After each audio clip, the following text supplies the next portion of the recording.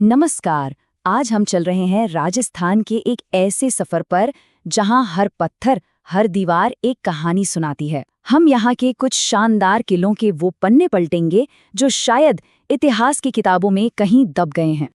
तो देखिए, राजस्थान के ये जो किले हैं ना, ये सिर्फ पत्थर और चूने की इमारतें नहीं हैं। ये तो इतिहास के वो खामोश गवाह हैं जहां गुजरे जमानों की धड़कनें आज भी महसूस की जा सकती हैं। इन्हें सिर्फ स्मारक समझना भूल होगी।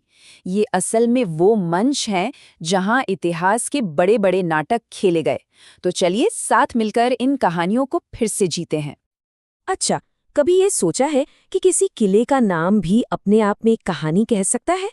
नाम कैसे बदलते हैं और उन बदले हुए नामों के पीछे क्या राज छुपे होते हैं? आइए जानते हैं। तो हमारी पहली कहानी हमें ले चलती है बारां जिले के कोहसवर्धनगढ़ किले में। ये किला एक ऐसे बड़े बदलाव का गवाह बना जिसने इसकी पहचान ही बदल दी।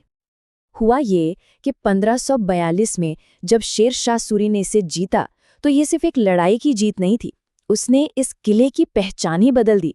कोहसवर्धनगढ़ का नाम बदल कर रख दिया शेरगढ़। मतलब एक नया दौर, एक नई पहचान।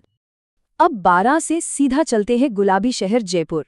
यहाँ शान से खड़ा है नाहरगढ़ का किला, जिसे 1734 में सवाई जयसिंह द्वितीय ने बनवाया था। इसकी बनावट ही अपने आप में खास है। इसकी लोकेशन और इसकी बनावट ही इतनी कमाल की है कि इसे कई नाम मिले। एक तो जयपुर की ओर झांकता किला, जैसे ये पूरे शहर पर नजर रख रहा हो, और दूसरा सुदर्शनगढ़। ये नाम आज भी इसकी शान की गवाही देते हैं। अच्छा, अभी तक तो हमने राजा महाराजाओं के बनाए किले देखे, लेकिन अब जो कहानियां आने वाली हैं वो थोड़ी अलग हैं, थोड़ी हैरान करने वाली हैं, क्योंकि इन किलों को राजाओं ने नहीं बल्कि कुछ असाधारण आम लोगों ने बनवाया था। तो अगली कहानी है चित्तौड़गढ़ के भैंसरोडगढ़ किले की, और इसकी कहानी भाई बिल्कुल हटके है। तो इस किले की सबसे खास बात क्या है पता है? इसे किसी राजा महाराजा ने नहीं बल्कि दो व्यापारियों ने बनवाया था, भैंसा शाह और रोड़ा बंजारा ने। सोचिए जरा, उस जमाने में ये कितनी बड़ी बात रही होगी। तो सवाल उठता है कि भाई, व्यापारियों के बनाए इस किले में ऐसा क्या था कि ये इतना मशहूर हो गया? इसका जवाब हमें मिलता है एक ब्रिटिश इतिहासकार कर्नल जेम्स टॉड के शब्दों में। वो इस किले से इतने प्रभावित हुए कि उन्होंने कहा, अगर मुझे राजपूताना में कोई जागीर चुनने को कहा जाए तो मैं भैंसरोडगढ़ को चुनूंगा। इससे बड़ी तारीफ और क्या हो सकती है? और इतना ही नहीं, इसकी शोहरत इतनी बढ़ी कि इसे राजस्थान का वेल्लोर की उपाधि मिल गई। मतलब इसकी गिनती भारत के सबसे मजबूत और खूबसूरत किलों में होने लगी। और हमारी आखिरी कहानी हमें ले जाती है भीलवाड़ा के मांडलगढ़ किले में।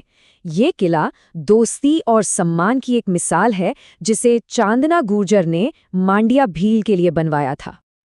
देखिए, किसी भी किले की असली ताकत होती है उसका पानी का इंतजाम, और मांडलगढ़ इसमें माहिर था।